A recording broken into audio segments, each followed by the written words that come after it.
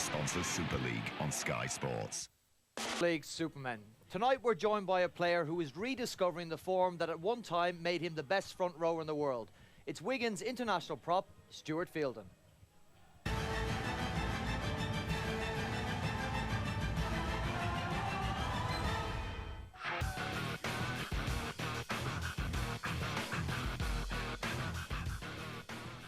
Music, as always, chosen by the guests. Stu, great to have you on the show tonight. Thanks for coming along.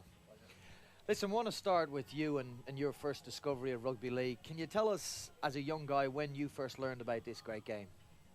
Kind of just came into it myself, really. Back over at home, I didn't really play it as a young lad, just playing football, so I didn't really follow it myself. And my brother Adam used to play rugby league. He started playing football as well, and then he kind of got into rugby league and then ended up playing for Bradford Northern. He played with Brian Noble, played about 20-30 games for Bradford Northern. Back in the 50s, the glory days. Not 50s, he's not that old. No, and kind of just followed on from there. And then my middle brother James, he went into Bradford, and I kind of followed him. And Bradford obviously came looking at you. They seen you play some junior games, and you joined a club that was on the threshold of becoming one of the real superpowers of rugby league and of the Super League era. Who was the coach in particular that identified you at Bradford and said, oh, this guy's got potential? It was Brian Noble. I can remember that he actually signed me there when I was 17, but I went over there in 1996, and he took me over. And before that, he must have seen my brother Adam at one of the games, watching my brother James, funnily enough, and he must have said to him, "Oh, have you got any other brothers? You know, these two aren't. You know, you went okay, he did okay. Anymore?" And he said, "Yeah, actually we have." And I just kind of started playing rugby league for Illingworth under 15s, so it came out of luck. I wasn't too bad, I don't think, and kind of brought me over training, and it kind of took on from there. Well, you must have done enough to impress him. You signed professional terms then with the club, and as I said, you were joining a club who was going to go on to great things, but they were starting to develop a reputation as one of the best run, one of the most entertaining clubs in Super League off the field, before a game and everything like that, and then the success on the field came afterwards. How was it for you as a young kid, joining that team that was going to go to great things? It was massive. I mean, at the time, it was just kind of, you know, I went over there when I was 16. My brother was playing there, and there was quite a few of them that were involved in back then what was called the Super League trainees, the SLTs. And I kind of went back over there, which was training with the academy and all that type of thing. I didn't sign until my 17th birthday, which actually nobody signed wrong. He got me to sign on a wrong bit of the piece of paper. We were sat outside Dudley Hills ground after playing a game there, and he took me into his car and kind of got me to sign. And then the following week he said, "Actually, the contract's not right. You've signed in the wrong bit," which he got me to sign there. So Shifty Nobby. He got it wrong. Yeah. But yeah, so he signed me, and you know, carried on from there. And me and Jimmy Peacock and another lad called Joe Simpson at the time, in 1997, he said to us, "I want you to come full time and train with the first team, full-time players, the same as the rest." And that's where we started. Now we've had obviously you on the show tonight. We've had Adrian Morley, we've had Jamie Peacock, we've had some props on the show that have made their debuts at a very young age in a very, very difficult position. How did you find it, that physical element at such a young age? I didn't really mind it. I can remember even the younger days when Matt Elliott was coach. He used to kind of in training go, whoa, you know, calm down, because I did used to run around a bit mad. I used to enjoy it. I enjoyed the contact, I enjoyed the physical side, and I didn't really shy away from bigger people. Well, and the other thing is, you were playing in a massive team, and you became part of what was known as the Awesome Foursome. You know, a pack full of superstars and huge men as well. Big set of people, obviously. Big people like Big Joe Van Ganar and Paul Ayo, Baloo Anderson, those type of people. A lot. Brian Mack wasn't exactly small. No, that's right. Like you say, Joe Vangan and Paul Anderson, as we're having a look at now, and you had Jimmy Lowe's never want to take a backward step, in the hooking role as well. So you were a formidable outfit. Yeah, Jimmy was one of the best hookers that I've played with. You know, I've played with a lot of good hookers and still am, and he was one of the finest. Just direction around the park, the whole lot, and the relationships that we then built. And you know, he just knew when to give the ball to me, and probably heard me screaming for it quite a lot. Well, as I say, the club was on the up and up, and you played in the first of what became 13 finals that you played in, a phenomenal record, and you won some grand finals, you won some Challenge Cups, you lost some. What was the feeling like at that club? You were a difficult team to play against because of the size of you. You had those two on the wings as well, which shouldn't be allowed, having people that size out there. You had your big pack of forwards, and you steamrolled teams. And is that, did Bradford recruit on size? Is that was something that Nobby tried to do as a coach? He just went and looked at big players that could play and recruited with that in mind? I'm not sure. I mean, the question I think is, where did it start? Because they had big wingers when Brian Smith was in charge. Look at John Scales, Abiy Could never weigh him up. Yeah, but he was a big fella. Yeah. And so the question is, where did it start? I'm not sure. Is that the single thing they wanted in a winger? Size? Yeah. I don't know, but there's some great wingers. Tavita Vaikona. I mean, look at Les. You can go through all of them. Big, strong people, like you said, who probably should be in the middle. Well, I wish they were. As your career at Bradford went on the up, you got recognised for international honours as well. You made your Bradford debut in 1998. You played in the World Cup in 2000 for England, and then got selected. 99, you made your Great Britain debut. How did you feel stepping onto the international stage? Did you feel instantly you were ready for it? Not at the time, no. It's a nerve-wracking thing, even though you'd played all year for Bradford, and I started and made my debut in 1998. Kind of just being there with the big boys, if you will. The first tour in 1999, it was Dennis Betts and Jason Robinson, Andrew Farrell. These are the people that, the stars of the game. These are the big men, and you're training and playing with these type of people. So it takes a while before you can actually, come out of yourself, if you will. I was still pretty quiet back then. Well, you gave the Great Britain followers and supporters of memorable moments against the Australians, probably no more so than you try at JJB Stadium again in 2004. I'm sure you remember it. Oh, I do. And the commentary on this was fantastic, and this was again highlighted what you were doing as a prop at that time. For a prop to be chasing up this hard after playing long minutes in games, this is a testament to your fitness. And a special time, a special moment, I guess. Awesome moment. I mean, obviously very enjoyable. I'm going to have to probably be quite honest here and say, yeah, I'd like to say I'd just done all that game there, but I'd actually just come on. Oh, well, there you go.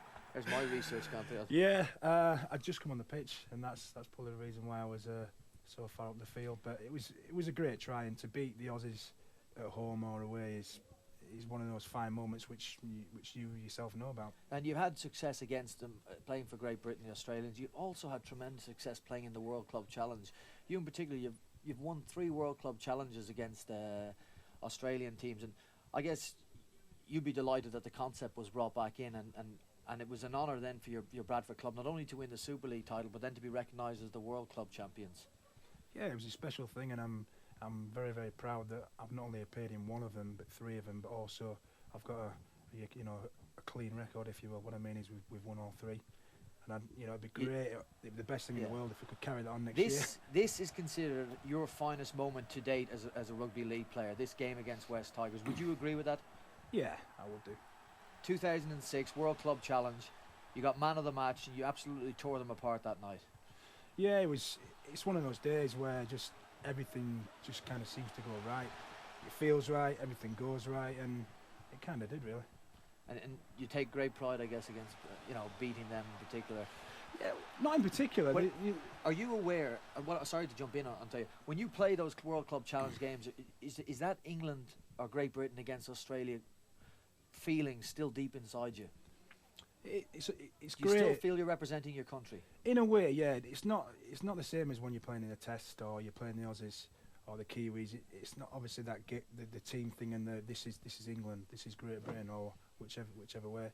It's still down there though, and you're thinking these are the Aussies. Beating these is the best competition in the world, the NRL and all this, and to beat these, even though all 3 games were unfortunately at home, I think it would have been great for me if we could have possibly played one over there. Then you would better say, well, it's not the conditions, it's not flying over, there's no excuses. Yeah. Not only was that, I think, your finest moment, that was sort of Bradford's peak as a team. And we've seen now, I suppose, culminating in 2010, how far that maybe they've dropped to the side. Did you get any inkling around then that things mightn't be so rosy in the future for the club? No. I'm talking about attendances, players, trophies. Everything just seems to have dropped off, unfortunately. No, I mean, Nobby left very, very, shortly before I did. I think a month before I did. But at the time, we'd obviously just won the World Club Challenge, and the club was still on a high, if you will. You know, things were still going well. That season at that time, we weren't. You know, I don't think we were top when Nobby left, but we weren't far off. We were still going well. So there was no inkling at the time that things would take a downturn, if you will. Yeah. Well, look, I can't get you on this show without talking about a particular incident in your career. People will talk about this. They say it's one of the defining moments. I have to talk about it. Not that I really want to. I'm obviously talking about a toe-to-toe, 2 front rowers, and you're ding-dong with Mason. Yeah. give me your side of it. We'll have a look at it. There's not much of a side of it, really, is there? If you Now, they had a great win in this game. That Mason, right? Sorry. You've done a twister on me there. Right. Do you want to give me your first name? Just, Keith Mason. Right. Okay. Yeah, this one. Well, to be fair, I didn't even really know it was. It happens, doesn't it? It happens as front rowers. Yeah, I stuck up for myself, and that's what I was doing, and it's just one of them things, as I say. Yeah, I'm sorry, I should have pre-warned you about that. Look, we're going to leave the chat there for a second. We're going to have a look now at a shooting star. We're going to go back to Stuart's former club in Bradford and have a look at this guy. Plenty to come from this week's shooting star.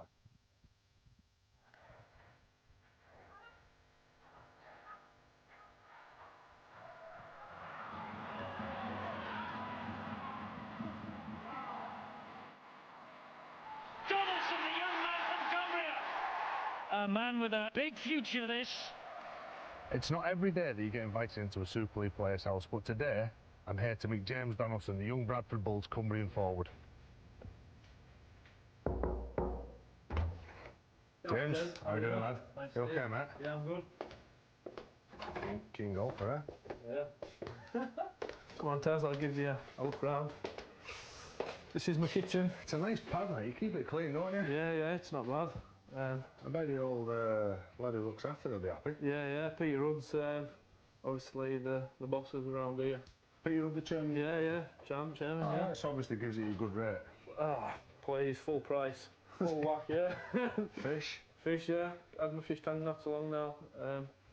Just a little bit of a hobby, feeding fish. And all your trophies, Yeah, obviously, you treat up. trophies from when I was younger, Loughborough days, and obviously coming up to Bradford. Come on then, I'll show you the bedroom. Excuse me? My bedroom, go on. This is my bedroom. Spend a lot of time here. Oh, do you know? Yeah. Very nice. It's not bad. Obviously, shirt from your first season, is it? Yeah, first season, so I thought I'd put it up there. And guitar?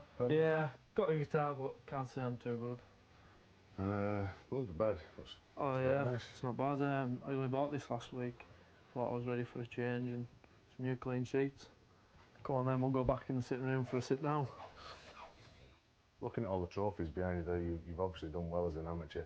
A lot of Super League clubs chasing your signature. Yeah, there was a few there at the time, but I wasn't really sure where I wanted to go all along, and obviously being a Wigan fan as I was younger, that was probably an incentive to go there, but after spending a few days in Bradford, I knew this was where I wanted to be.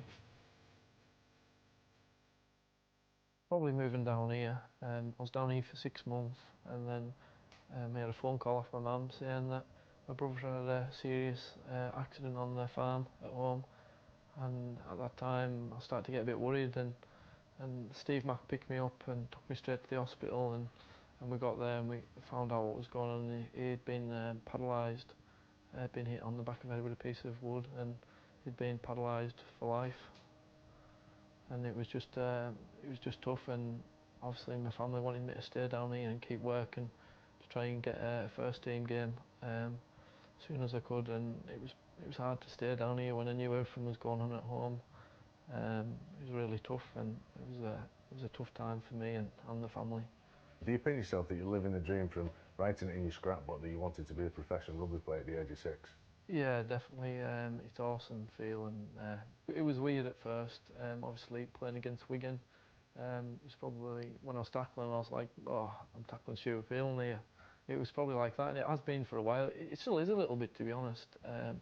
But yeah, it's an awesome job, and I wouldn't change anything about it.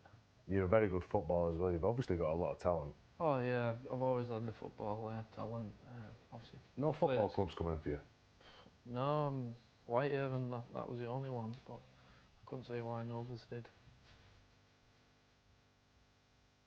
Wayne Godwin's a massive joker, but Andy Lynch doesn't mind a joke as well. I can remember being here a few weeks and get out the shower and put my boxers on, and I walked out. I felt my pants being a bit hot.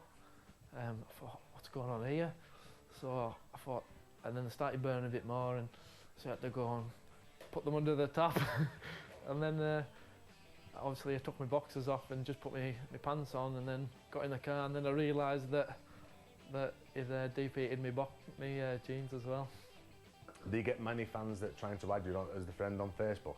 Yeah, I get quite a few. I once had one lad who added me on Facebook, and he messaged me, and I was just speaking to him, being friendly, and the next minute he says, do you know the game tomorrow? Is there any chance you could pick me up from my house and give me a link to the game? Did you pick him up? No, I went offline.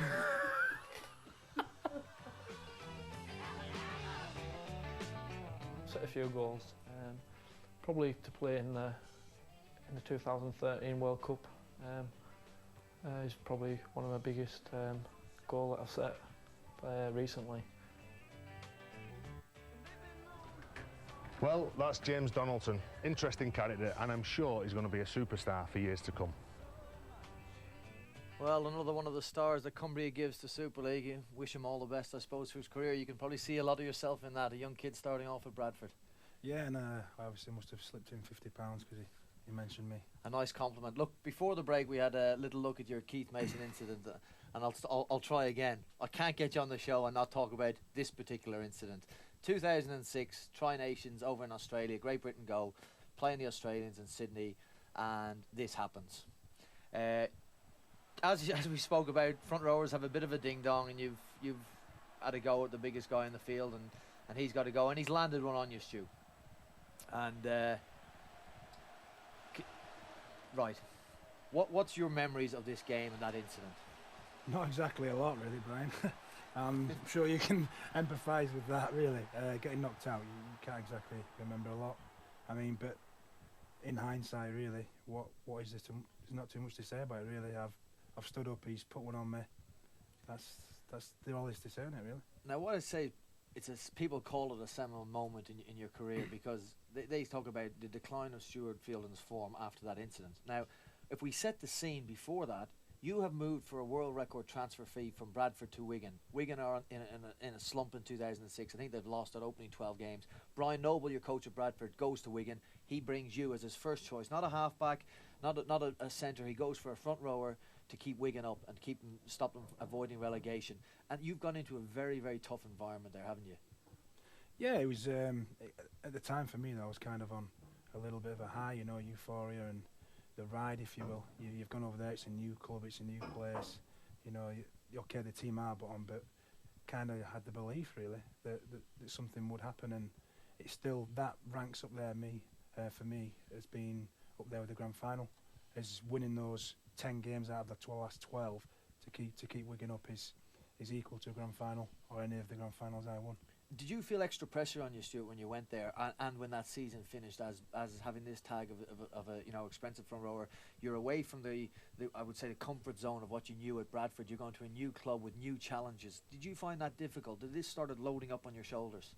It didn't, no. Not then.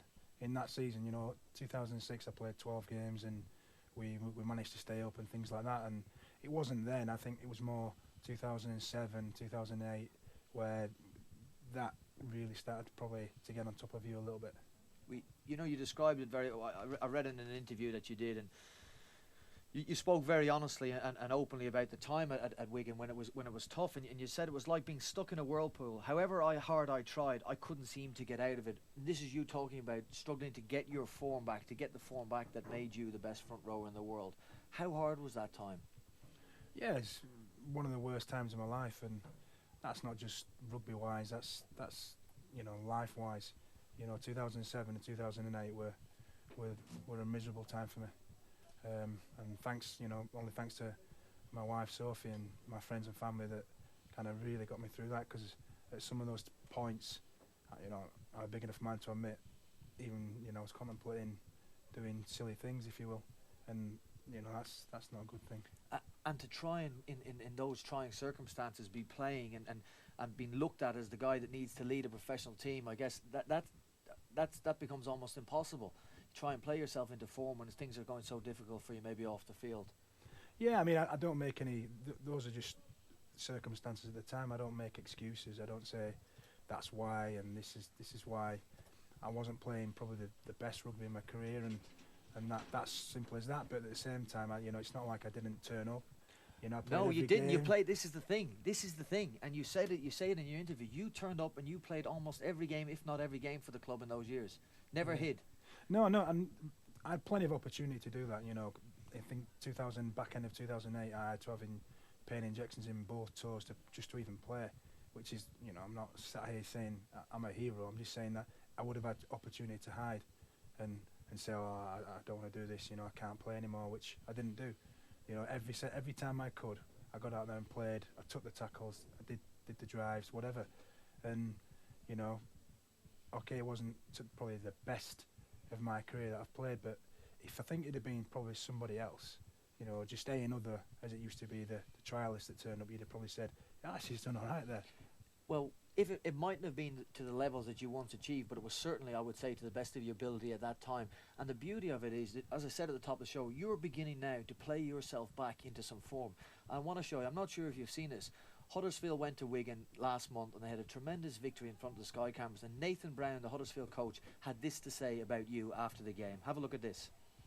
One bloke I should give some credit to, Stuart, fielden. He's obviously copped his fair share of sticks since I've been over, and obviously with the Willie Mason incident and a few things like that. And I just thought that's the best game I've ever seen him play since I've been here. So I'd like to give him a bit of credit because he's been given a hard time from a few different people for whatever reasons. But yeah, he caused us all sorts of trouble. Well, that's a wonderful tribute to get from an opposition coach. And as I say, you're playing yourself back into form. You're happy now at the moment. You've just signed a 2-year deal. Wigan is a good place to be for you. Yeah, it's a sensational place, and that's one of the main reasons I stayed at Wigan. And I think definitely for me, there's no finer place in the United Kingdom to play rugby. For us re-signing, and obviously it was mine and my wife's decision, it was a very hard one, simply because there was also Australia, and I've pretty much given up. Obviously, well, without doubt, I've given up the chance to play in Australia, which was there. But in England, we're happy here. You know, everything's brilliant at Wigan. It's the kind of best place that I've been, the best coach, the best fitness with Mark Bickham and those kind of people. It's a brilliant place.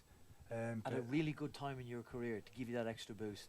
Yeah, great thing. I mean, we probably, you know, it would have been deeper thought, but I've got a child on the way. We've got a child on the way. Would you say? Yeah, you would. yeah. Yeah. In 3 weeks. So that's a massive thing. You know, you can't just to have a child in 3 weeks and then to possibly move country, move house, move job, all these type of things. We didn't feel were the best thing to be. Well, you've settled yourself out, mate. You got a kid on the way. You got a 2-year deal on the way, and wish you all the very best for the future. We're going to have a look now what's coming up next week. We've got a compilation of the very, very best of all these Super League supermen. Peacock, Morley, Lee Beers, Kevin Sinfield, Pat Richards. Watch them all. Stuart, mate, wonderful guest. Thank you very, very much for your company. Thank you for your company throughout this series, and we hope we see you again next year. Bye-bye.